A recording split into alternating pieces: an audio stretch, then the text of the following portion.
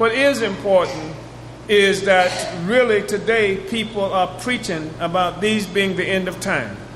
And it is not absolutely untrue, depending on how you view the world. Because the world that we live in today is a world that has been constructed by white power of the misery and at the expense of Africans and other peoples around the world. When they talk about the end of time coming because they see crisis and chaos, what appears as chaos to them is actually people struggling and challenging the relationship that they have to white power and to imperialism. So it is a tremendous threat. Here you have a place, they didn't think of it as the end of time. When they came to the Americas and kicked off a process of killing the indigenous population here, maybe 98% of all the so-called Indians were wiped out. But the white people did not see it as the end of time.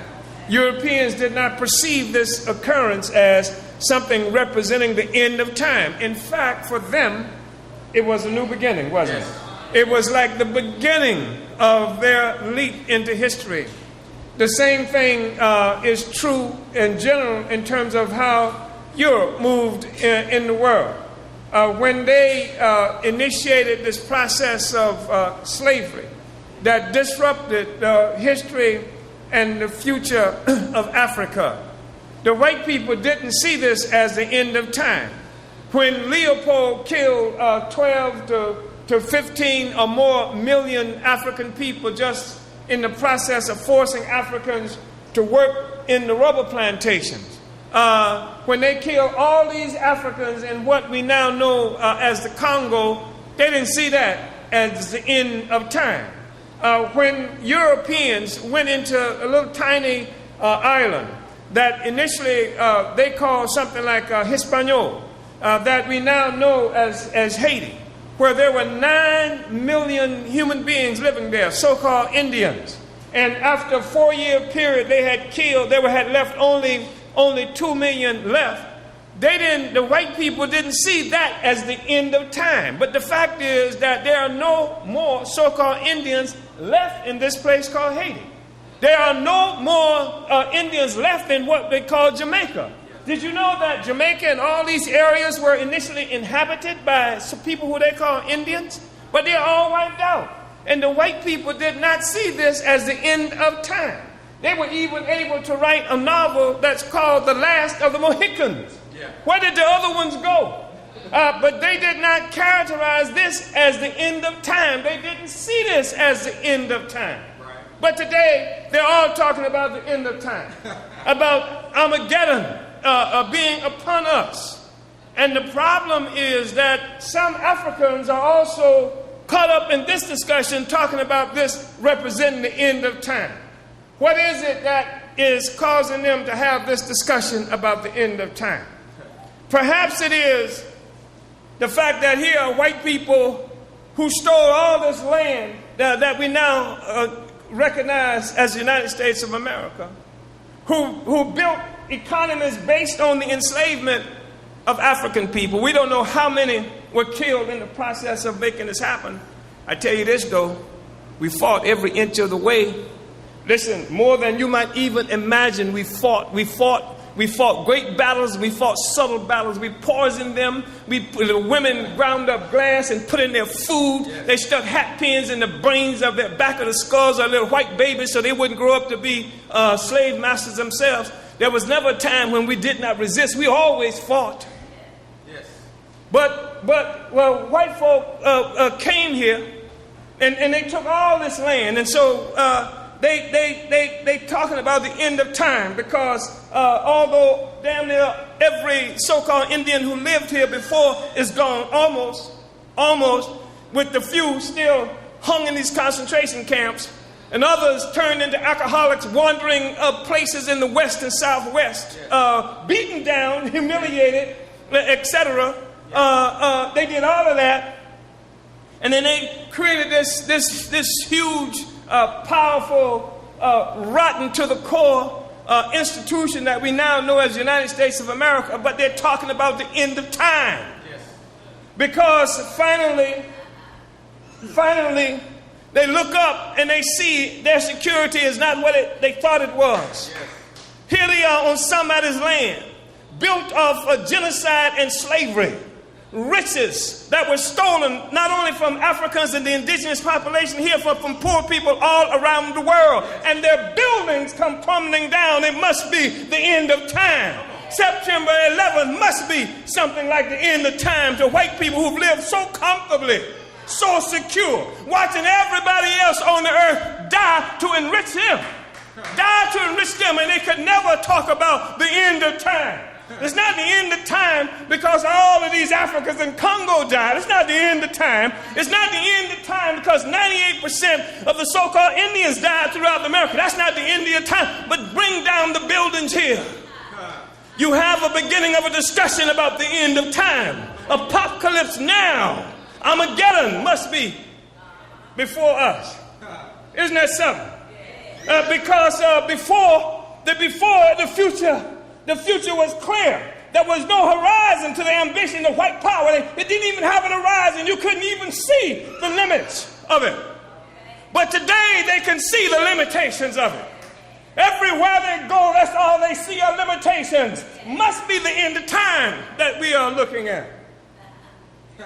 Look at what's happening in the Middle East. Who's more powerful than America? Who's the second most powerful force, but a superpower in the Middle East?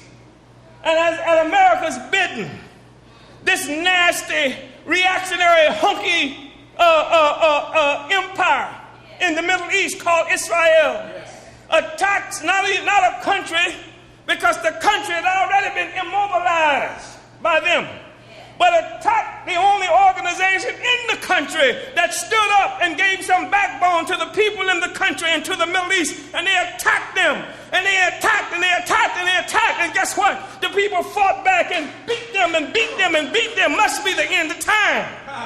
Wasn't the end of time when they went into Lebanon before. Wasn't the end of time when all the rockets were raining down on Beirut, destroying the entire city of Beirut. Wasn't the end of time. They began to see the end of time when they began to see the resistance of the people beat them back. And that superpower stuff didn't mean anything to them. Must be the end of time.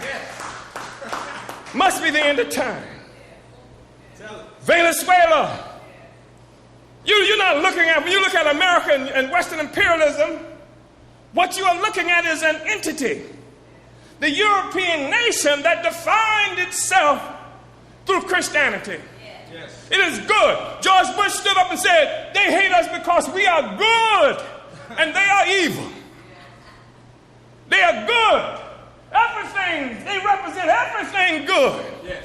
Even in the middle of killing everybody, you know, sometimes people like to pretend to us that when we see what America's doing in places like Iraq, they say, oh, that's just a bad thing, but that's just American idealism going astray, they tell us. But what I want to tell you is that there has never been a lost innocence here. There has never been a time that America didn't know what it was doing, that white people didn't know what America was doing. Didn't they know that the Indians were being killed? Who was killing them? White people were killing them. Was no Rockefeller, was no ruling class, ordinary white people went out and killed them and murdered them and took their land and built their houses on it.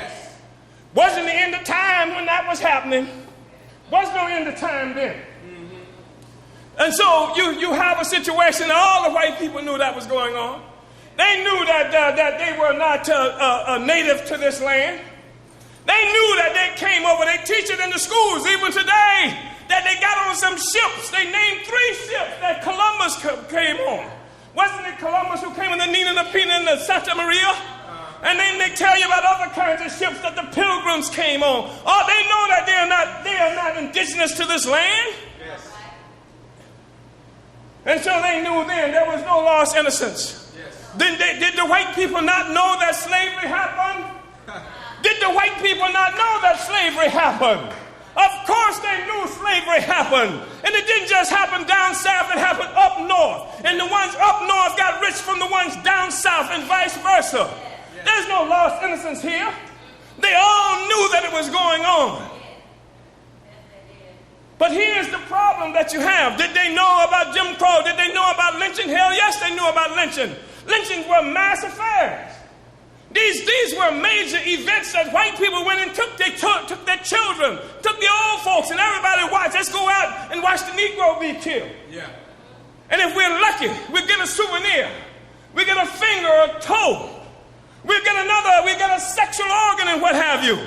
Literally thousands of white people came out and watched this. No lost innocence here. Wasn't the end of time when they were doing that.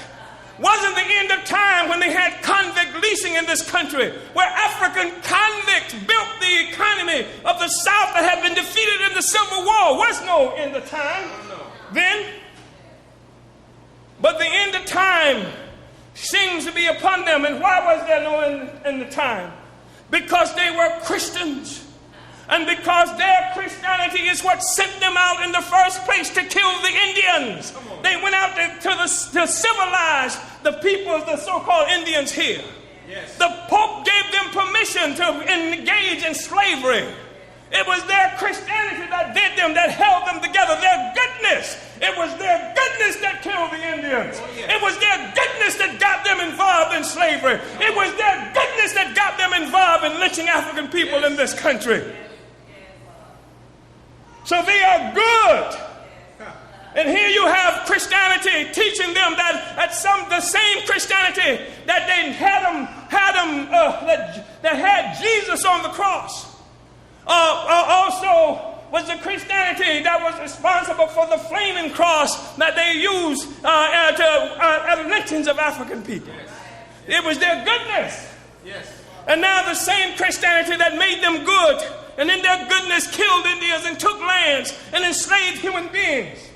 You know, sometimes in the military you had a situation where the military chaplain would bless the bombs before they went off to drop them on people. Did you know that?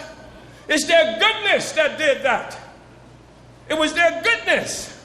And this is, so you have this situation, the same Bible that sent them out to do these things, that saw them acquire wealth and saw them acquire freedom. And as a consequence of doing these things, is the same Bible that taught them about Armageddon, about the end of time, about the plagues, about the seven trumpets that would blow at the end of time, about the chaos that would reign at the end of time. Was no chaos when they were killing Africans in the Congo. Was no chaos when they were lynching Africans here. Was no chaos when they were disrupting civilization in Africa. Now they can see chaos because they are being affected and they cannot see their own future clearly.